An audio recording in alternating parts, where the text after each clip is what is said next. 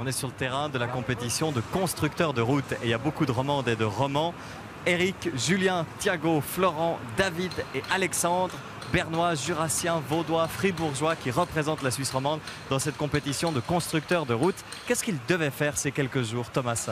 Alors, on voit une réalisation assez impressionnante de tout ce qu'on voit comme travail au bord de nos routes. Il y a de la pose de pavés, il y a des bordures, il y a du béton, il y a des pavés, il y a du goudron. Mais je crois que M. Shannon va nous expliquer ça dans les détails.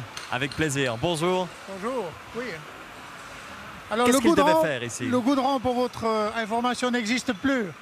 On parle de béton bitumineux. C'est des produits bitumineux, donc à base de pétrole. Le goudron est un nocif, voilà. D'accord, donc on ne peut plus couler personne dans du goudron. Maintenant, c'est dans un béton... Non, vous dites quoi? Bitumineux. Bitumineux, d'accord, très bien. Bon, alors, expliquez-nous quelle était ici la compétition. Ils ont dû faire des terrains de mini-golf, c'est juste? Voilà, alors, donc on parle des championnats suisses des constructeurs de route. Et l'objet à construire a été un mini-golf.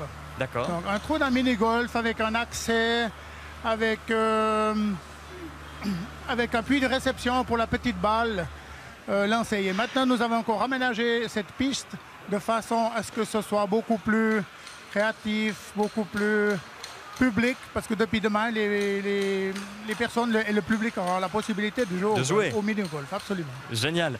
Est-ce que vous arrivez à nous expliquer en quoi c'est technique, par exemple, de réaliser ce terrain de mini-golf? Qu'est-ce que vous allez pouvoir évaluer parmi tous ces champions? Alors, l'évaluation, donc, on a en Suisse 3 écoles qui s'occupent de la construction routière. Donc, il s'agit de Sourzé, qui est une grande entité, de Colombier-Neuchâtel, qui est une autre entité, et également l'école de Moutier.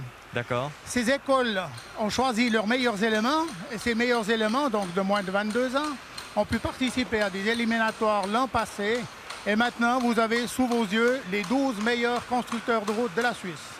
Wow. Et par hasard, pour une fois, et ça n'est encore jamais arrivé, nous avons égalité Suisse romande, Suisse allemande. 6 candidats romans, 6 candidats alémaniques. Pas mal, on est fiers de ça, Fritz. Absolument. Et les romans ont des chances de gagner, ils sont parmi les meilleurs, ici aussi. Ah, je ne peux rien vous dire sur les résultats, ils seront publiés ce soir vers 18 h, mais ils ont de très bonnes chances, absolument.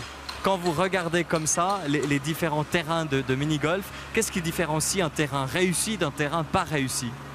Oui, alors nous avons plusieurs critères évidemment de notation qui doit être l'élément d'abord des mesures, de la mensuration, de la précision.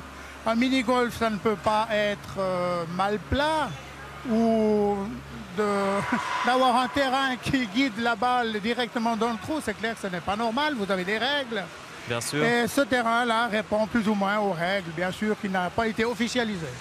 Bien sûr, ben, c'est comme une route, la route se doit d'être parfaitement plate, d'orienter l'eau par exemple dans la bonne direction, et c'est la même chose pour la balle du mini-golf, c'est ça?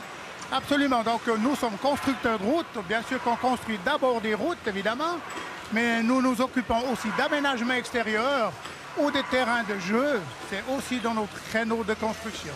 Constructrice de route ou constructeur de route, c'est peut-être un métier qu'on découvre avec vous à la télévision. C'est pas forcément un métier très connu. C'est un métier avec beaucoup de débouchés. Il y a beaucoup d'opportunités de constructeur de route.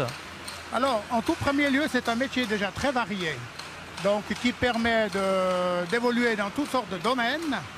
Et maintenant, nous avons quelques filles qui se sont intéressées à ça. Nous en avons formé. Génial. À Colombier, nous en avons 3, par exemple. Qui s'intéressent à ça. Et quand vous parlez des débouchés, effectivement, il y a beaucoup de débouchés qui vous permettent d'accéder à une école d'ingénieur, à des autres écoles, ou de progresser très lentement, par exemple, dans la formation, en faisant le chef d'équipe, le contremaître, etc., de gravir les échelons, échelon après échelon. Merci beaucoup, Fritz, de nous avoir éclairé sur ce métier. On va pouvoir découvrir un champion. Alan, c'est juste? Oui. Tu viens de quel canton, Alan? Saint-Imier. Saint-Imier. Jura-Bernois, oui. Bien sûr. Alors explique-nous en quoi c'était difficile, parce qu'en 2014 tu as participé à cette compétition aussi, ici à Berne. Oui. Explique-nous ce qui était particulièrement difficile.